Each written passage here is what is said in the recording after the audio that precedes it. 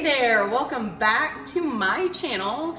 So today I'm coming back at you from the model home, but today's video actually pertains to model homes. So it's not just that Mary was too lazy to clean. So if you don't know, I am a licensed realtor within the state of Tennessee, and I work for a home builder in the Memphis area. And I'm actually the online sales counselor, which is a little different than just your average model home agent. I will probably get into, the details of what an online sales counselor does in another video. But the most common question that I hear at least once a day, if not more, is I get phone calls from people who say, I've decided that I want to build my next home. I don't want to buy an existing home. I know that I want to build, but I just have no clue where to start, what to do, where to go from here. And it all just seems overwhelming and such a daunting task that I don't know if I want to do it now. People second guess themselves.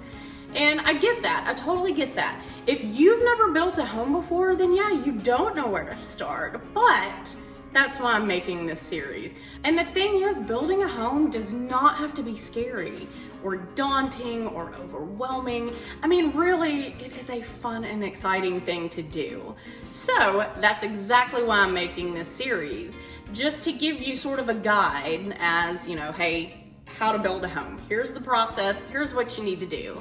So today's video, it's basically, hey, I know I want to build, what do I do? Where do I go next? So that's what we're gonna go over today. Before we hop into it though, I've got to do my shameless plug. Hello. So don't forget to subscribe to my channel because you're not gonna want to miss the rest of the videos in this series.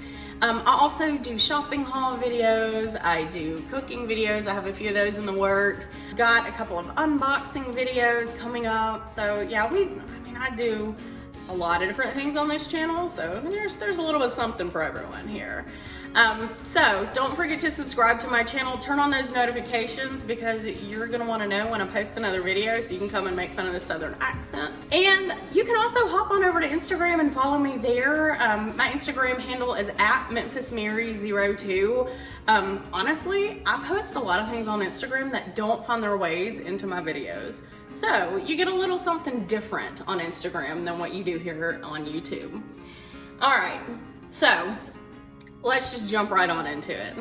So you want to build, but you have no idea what to do next. So first step you got to do, girl, you have to do your homework. And there are a couple of different things that I'm talking about. We'll go over that. When I say you got to do your homework, if you just call up a home builder, like let's say you decide to call Magnolia Homes in Memphis, Tennessee, and you get their lovely online sales counselor, Mary, and you say, I want to build, but I don't know what to do. Mary's gonna be on the phone like, what? I can't do your homework for you. So you gotta do your homework. There are 5 things you want to do as far as homework. 5 different, that's 10, Mary. 5 different homework assignments, okay? Homework assignment number 1, you have to figure out you. So here's what I'm talking about. You need to figure out, what do you want in a new home, okay? And I've got a notepad over here. I've got all my notes written down. That's why I keep glancing over here. So you got to figure out, what do you want in a new home? Do you want more square footage? Is it that you need space? Do you need more bedrooms? Do you plan on adding to your family? Will you need a bedroom for a new child?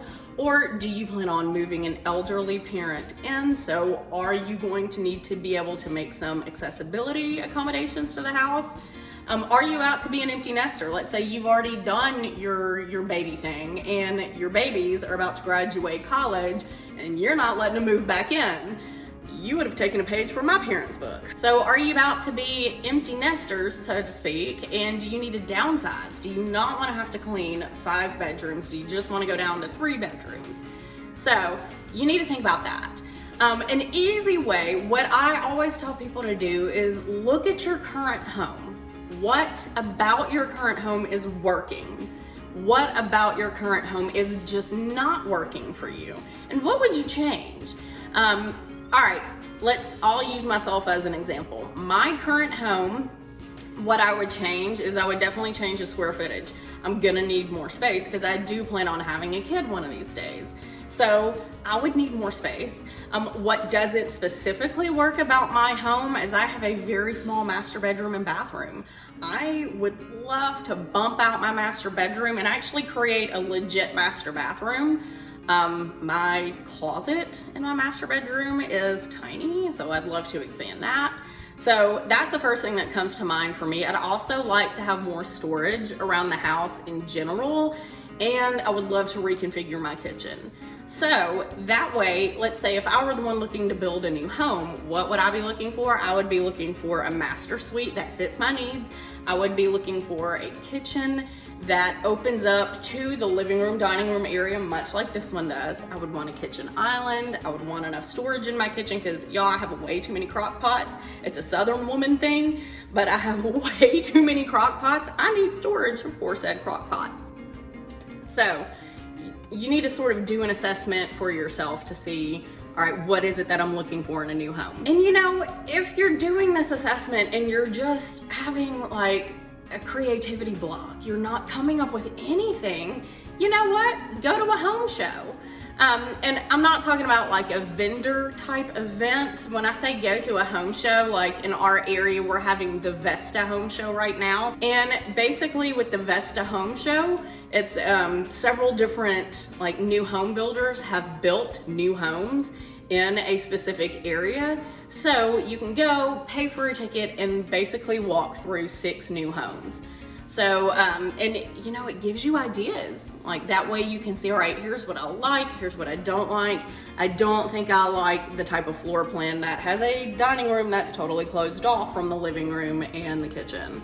Or maybe you do. Or maybe you don't like having a staircase at the front door. That's what these Vesta home shows are about. It's about showing you, hey, here's like the latest and greatest. Here's some of the new designs. Some people use like older designs or, you know, more classic or traditional designs, I should say, not old. But, you know, hey, here's the new technology, or here's, you know, something new for your house. So definitely go to those. There's the Vesta home show in our area. There's also been a parade of homes, like the West Tennessee Home Builders Association has done a parade of homes where you go to different parts of the city or different suburbs. So for instance, they did one back in like, I wanna say, was it 2014 or 2015? My mom and I went to one, and there were neighborhoods you can go visit in Arlington, Lakeland, Collierville. There were some in Rossville. There were some in like the Cordova, Woodland Hills area. So yeah, there's also parade of home events like that. Also, like, be looking for open houses. Let's say you surf Zillow on a daily basis to see, hey, what's out there. If somebody's got an open house, maybe go to it to see, all right, what do I like, what do I not like? So that's always an option as well. But here's the key to going to a home show or an open house. You have to be realistic. And what I mean is the Vesta home show that's going on in the Germantown area, which is a suburb of Memphis. So the Vesta home show that we have going on in Germantown right now, these homes, they're all $1 million, like minimum. I think some of them are like close to $2 million, which, you know, if you're not from the Memphis area, maybe you're from like California or New York and you're thinking that doesn't sound bad. In the Memphis area, $1 million home it's pretty substantial for us. So yeah, if let's say your budget is only about $200,000 and you're looking at a $2 million home, be realistic. Maybe the option to have a TV inside of the master shower is not going to be an option for you because that's very costly and your budget is limited. So, or I shouldn't say limited, you can do a lot with $200,000, but just know that there's a big difference between, you're not gonna get a $2 million home for around $200,000. It's just not gonna happen. And I say that only because on a daily basis, when I do talk to people and I ask them what they want in their new home, they give me a list as long as my arm. They want a lot of square footage, they want a lot of acreage, they want all of these fancy gadgets and upgrades, and they want a smart home, and they want all of these superior building materials. They want like these specific type of windows, and they all want it for $180,000. Well, $180,000 is not gonna get you all of that. So you have to be realistic. And when you are coming up with like all these ideas of what you want in a new home, definitely prioritize them. Like, what is a must-have for me? If we're talking about myself again, a must-have would be a legit master suite. I cannot go into another new home with a tiny master bedroom, tiny master closet, tiny master bathroom. I just can't do it. So that for me is a non-negotiable, but maybe like having a kitchen island, you know, is it gonna make or break me? You know, can I live without a kitchen island? Yeah, depending on the kitchen configuration, I might be able to live without a kitchen island. So know what your negotiables and your non-negotiables are. Another part of the first assignment of the you figuring out you need to figure out your time frame. So when do you want to move into a new house? Do you want to move in 6 months? Do you want to move in a year? Like, are you pregnant right now? Do you want to wait until after the baby is born to move? Or do you want to hurry up and move before the baby is born? Are you relocating for a new job? You know, do you want to get settled into the community before you decide where to buy? So yeah, think about your time frame. When do you want to be in your new home? Next, you got to think about the location. Like, where do you want to live? In the Memphis area, there's not just Memphis, but we have several suburbs.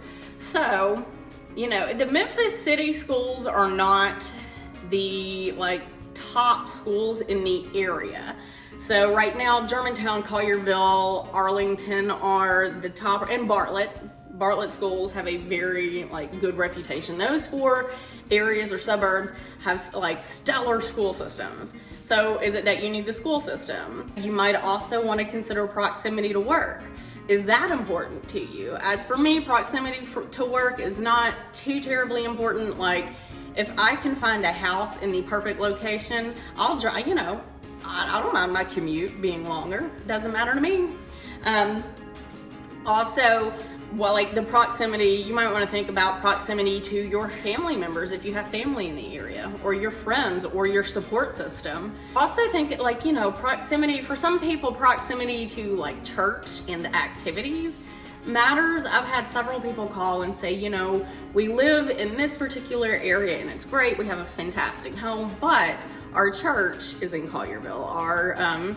Our kids' private school is in the Collierville area. Our kids' baseball teams, soccer teams, everything, are all Girl Scout troop. It's all in the Collierville area. So it'd just be a lot easier if we lived there. So yeah, think about like things that matter to you. Another thing is think about like what kind of lifestyle you want. So here's a good example. I'm gonna compare myself to my cousin Miles and his wife Janie.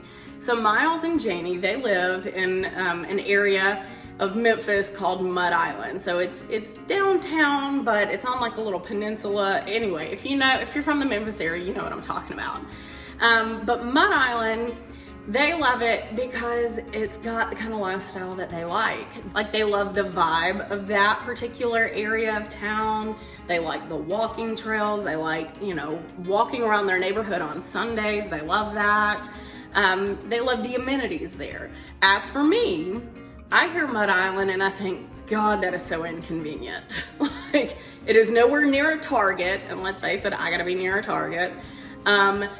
It's so far away from work, like that commute is just not worth the inconveniences of Mud Island.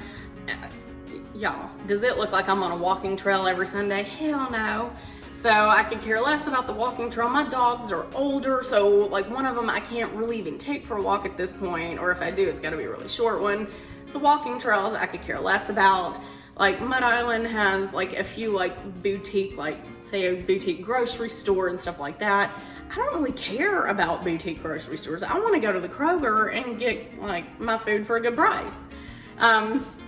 So there's that, and then there's like all the downtown activities that take place. Like last weekend, my dad went to help my cousin Miles paint his house, but since the St. Jude Marathon was last weekend, he could not take the bridge he would normally take to get to Mud Island. That was blocked off because of that particular event downtown, and that's not the only time that sections of downtown or like, you know, main thoroughfares get blocked off. There's the Memphis in May Music Fest, there's Barbecue Fest, there's a lot like, oh, there's just a lot of things. So there's Pride Parade that will sometimes block it off. It's like, that's an inconvenience. I don't face that in East Memphis. And, you know, I don't know. But they like it. They love that area. They're in love with that area. It works for them. It works for their lifestyle. Where I live in East Memphis, not quite work. I mean, it could work for their lifestyle, but they're just not gung-ho about it. So you got to think about that. What area do you love that fits your lifestyle? This is a very wordy way of saying that. Another really big thing that you got to figure out, and that no one can figure out for you but you and maybe a lender, you have to figure out your budget. You have to. Because if you call a home builder and talk to Mary, the online sales counselor, she can't help you figure out your budget. She doesn't know your finances. It's not her job to do that. So as far as figuring out your budget goes, you got to be realistic. Like, look at the bills you're paying right now. How much of a house note can you afford in addition to your other bills? Okay. So easiest way to do that, first, you got to know your credit score, because your credit score is going to affect your interest rate and what you qualify for. And you can find your credit score really quick. Like, there's so many online sources for finding your credit score. The first one that comes to mind, the one that I use, is Credit Karma. So, I mean, just creditkarma.com. Yeah, you have to put in information because they can't run a credit score on somebody without information. So, yeah, just find out what your credit score is. At least you know, and it's not going to be like some huge surprise, like, oh my God, my credit score is 563. So, you know, and you were thinking it was 800, at least you'll know. So, know your credit score. Try one of the online mortgage calculators. If you're not ready to contact a lender yet, there are several online mortgage calculators. And basically, when you do your mortgage calculator, you do have to plug in certain information. Like, that's why you need to know your credit score, because some of them ask you for your credit score. They'll ask you general things like the area you're looking in, how much you're thinking about putting down for a down payment. So once you put in that kind of information, the mortgage calculator, it can calculate things in one of two ways. So it can say, hey, if you're looking to spend $200,000 on a house and put this much down, and your credit score is this, then this is how much your house note would be a month. And it can do it in the reverse. So let's say you don't know how much you want to spend on a house, but you say, hey, here's the amount that I would like to pay each month for a mortgage. Here's here's what I want my monthly house note to be. Here's my credit score. Here's how much I'm willing to put down. Then it will like reverse engineer that math and say, all right, with all these variables, you can spend this much on a house. So those calculators, though, those calculators aren't the Bible, okay? It's just a frame. It's like a framework for it. There are a lot of other variables that go into it. That's why, honestly, my number one recommendation would be to get pre-approved. Talk to a lender. See, what you can do. See what you can get pre-approved for. Pre-approval does not lock you into anything. Pre-approval does not mean, all right, I'm buying a house next month, or I'm obligated to buy a house next month because I've been pre-approved. You're just shopping around. And I would always check with more than one lender to compare rates. Because, I mean, you shop for a car at multiple different car lots. Why not shop for a lender that way? You shop for houses. When you shop for houses, you look at multiple different houses. You should be doing the same thing with a lender. Look at their rates. Some offer better rates than others. Look at their options. Some have more options available. For instance, if your credit is challenged, some of them can look, to say, all right, here's what you've got going on. Here's my recommendations. If we were to pre-approve you now, this is what we could pre-approve you for now. But if you take these steps, then it would improve your credit score, and here's what we could pre-approve you for later. So, lenders can help you in that way too. And a new home builder, we can't do that. That's not our field. That ain't our playing field. So, yeah, definitely talk to some lenders. I would look at local as well as some of the national backed lenders. Sometimes local lenders can do more. I've got a local lender that we've been working with as a company who can offer more and do a little more and offer better rates than some of our national lenders in this area. So yeah, shop lenders, see what you can get pre-approved for, because then you'll have a starting point. There is no point no point in contacting a builder whose lowest priced home is $450,000 when your budget is $150,000. Because there is no way that that builder is going to A, come off of $300,000 to build you a home, or B, build you a home in that low price point. You know, when their lowest houses are starting $300,000 above your max budget, it's not going to be worth their time or their money. They're not going to make enough profit to build you one. So, you know, at least you can rule out some. Say, all right, that builder's not going to work for me. And the final part of the first assignment is you have to figure out, do you want to work with the realtor? Hey, future Mary here. So, as I was sitting down editing this video, I got to this part and I realized exactly how much into detail I go. And since this video is already pretty long, I decided we're actually gonna cut this section out and we're gonna make it its own video all in itself. So stay tuned for that, but just know I will come back to this in another video, and we'll address it and talk about it more in detail then. So that was a very lengthy first assignment. Assignment number 2 for this particular group is, do you have a house to sell? You got to think about, all right, am I currently living in a house that I have to sell? You know, I can't afford to pay 2 mortgages and I don't really want to rent it out. You know, whether you rent or sell, that's up to you. But let's say you decided, I don't want to rent, I want to sell. Just know this, a lot of home builders, they don't take contingencies. So they're not gonna say, okay, this contract is contingent upon you selling your home. Just because that's a very big unknown. Let's say it takes you a year to sell your home. Well, then that home builder had to have paid the interest on that house for a year, and that's not profiting them. They're probably losing money for that. So, yeah, know that builders usually don't take contingencies. So if you have a home to sell, you need to think about the timing of that. What do you need to do to get your house ready to sell? And honestly, this is another area in which a realtor factors in, because if you're gonna work with a realtor, have that realtor come to your house and take a look at it. Because a lot of times realtors, we're in the market. We look at homes all the time. We're studying the market all the time. We're seeing what things sell for, what things don't sell for, what has to be done to make a house sellable. So bring in a realtor and have that realtor just walk through the house and look at it and just, give you their opinion. Hey, you could probably sell this house for around this price point as is, but if you say finished out that 5th bedroom upstairs, or if you replace the countertops in the kitchen, then you should be able to get, or theoretically, you should be able to get this much more for the house. So that way you can weigh the pros and cons. Is it worth replacing the countertops or is it not? So that's where I bring in a realtor.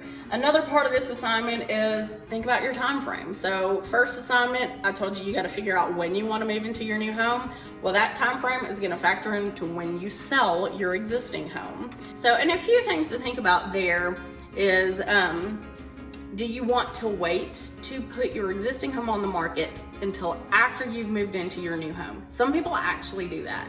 A lot of people don't want to have to carry 2 mortgages at the same time. Some people don't care. They have the means to be able to do that, and it just makes life simpler for them. So yeah, think about that. Do you have the means to do that? Would it make life easier? Or would you rather go ahead and time it out to where you waited until the new home is about a few months away from completion? You wait until then to put the existing home on the market, and then you can time both of those closings around the same time so that you're not carrying 2 mortgages. Or there's always the option, would you rather go ahead and sell the existing home now and either move in with family members while you're building or rent an apartment? So yeah, there's that option too. So those things you gotta think about. That is something to go ahead and start thinking about. You don't have to make a decision on that right now, but it factors into the time frame thing. So go ahead, put some thought into it, be thinking about it. So, third homework assignment. Do you want to live in an actual neighborhood, a planned development, a neighborhood, or do you want to live on your own land outside of a neighborhood? So there are definitely pros and cons to both. And it all comes back to, of course, your lifestyle, and that is gonna factor into the location. So think about, all right, are you looking for land so that you can have your own, like, let's say chickens, goats, cows? Because most neighborhoods have covenants, and those covenants, I won't say most of them, but I know of a lot of neighborhoods who have covenants that restrict the type of pets you can have, so to speak. Like, basically the covenants will say, hey, you can have whatever kind of pet you want, but your backyard cannot be a farm. It cannot be a petting zoo. Like, you know, no chicken coops, no, like, you know, cows, elephants, exotic pets outside. So, you know, you got to think, like, what's the point? Like, are you building so that you can have acreage and so that you can plant this massive garden and have your chickens? If so, you may want to look at land outside of a neighborhood, because neighborhoods may restrict that. Do you want to have to deal with an HOA or homeowners association? Because neighborhoods usually have an HOA, or the newer neighborhoods. The neighborhood I live in, y'all, it's so old. My house was built in 1959. There's sort of an HOA, like there's a Sea Isle Park neighborhood association, but there's not an HOA that I pay monthly dues to or annual dues to. But in new neighborhoods, new communities, yes, there usually is an HOA, and yes, they usually have annual dues. Here's the thing, HOAs are not to be feared though. Like, HOAs can really be a good thing, just because, like, an HOA can prevent your neighbor from painting their front door like this bright cherry red that's just tacky. Or it can prevent, it can prevent things like, if you're from the Memphis area, then you've heard of Prince Mongo and how Prince Mongo used to put baby doll heads on each, like, spike of his iron fence. An HOA can prevent something like that, unless you're as crazy and as rich as Prince Mongo and you just don't care and you just pay the fines. So yeah, HOAs can handle a lot of things. If your neighbor puts this, like, god-awful trampoline in the front yard, HOA can take care of that so that you're not having to go over and tell your neighbor, hey, can you please move your trampoline? Or can you get your basketball goal out of my driveway? HOA handles that, not you. So it can be a really good thing. But some people hear of HOAs and they're like, you know, I really don't want to have to pay an extra $500 a year for an HOA. I don't want anyone telling me that I can't put baby doll heads on each spike of my iron fence. So yeah, factor that in.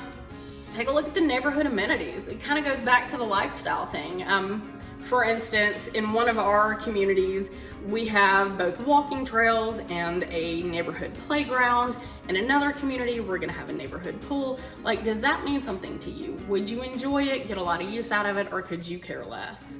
So that's, you know, think about that as far as neighborhoods go. Think about conveniences, because y'all, let me tell you something. If it were me, I could not live on my own land outside of a neighborhood, because in this area, in order to get that, you usually have to be a little further out. Y'all, I can't be further out in the middle of nowhere. I just can't. Like, that would drive me nuts. I would be insane. I've got to be close to a Target. So yeah, I couldn't do it. Because of the conveniences that I need to have in my own life, and I kind of need to be around people. But let's say you're one of the, like my great aunt could care less. Like, she's lived on a farm her whole life. She loves it. She'd rather live out there than inside of a community. So, you know, you do you. You got to figure out what you want to do. Also, think about the availability of utilities. Now, here's what I mean. If you decide to go out and get your own land, are you going to be able to connect that in to, like, let's say city sewer and gas? And I say that only because there is one particular area, like particular suburb, that it does not connect into city sewer. So anybody who lives in that area, they have to have a septic tank system. And I could not live in that area because I'm not gonna deal with the septic tank system. I'm just not. So, you know, is it going to be easy to connect your 5 acres of land out in the middle of nowhere to city sewer and gas? Or are you gonna have to do something like a septic tank system? So think about that too. Homework assignment number 4 for this section is you need to do your research on builders. Yeah, it's me again. We're gonna have to do the same thing and cut this section out as well. It'll be its own video. Stay tuned. I'm really wordy in this video. Fifth and final homework assignment. Homework assignment number 5, reach out to their online sales counselor. So after you've done all of that and you've got your information, you know what you want, you know where you want, you've got all those other basic details hammered down, reach out to that builder's online sales counselor. Okay, yeah, we're gonna have to do the same thing and cut this part too. Look, I don't even know why I started going on so much about the online sales counselor, because at the time that I made this video, I'd already planned on doing like my own separate video about contacting online sales counselors and all that jazz. So to save time, future Mary's just coming in to tell you, keep an eye out. I'm making another video about this particular topic too. I know that this has been a long one. I'm gonna have to do a lot of editing to get that down. But thank you for hanging in there. Look, that's just what you need to do, like at the start, like on the front end. I've got other videos coming up. I've got one like how to talk, what questions to ask an online sales counselor when you call them. What to look for when you visit a model home, what questions to ask model home agents, working with a realtor versus not working with a realtor, what to expect when you go to write a contract. So there's a lot of stuff coming up, a lot of good information that's gonna be helpful. So stay tuned and don't forget to subscribe. So sorry, got a little crazy there. It's time for lunch. And I think the effects of the aquamarine crystal is wearing off. So I'm going to just wrap this one up. Thank you so much for hanging in there for yet another video, and I will see you next time. Bye.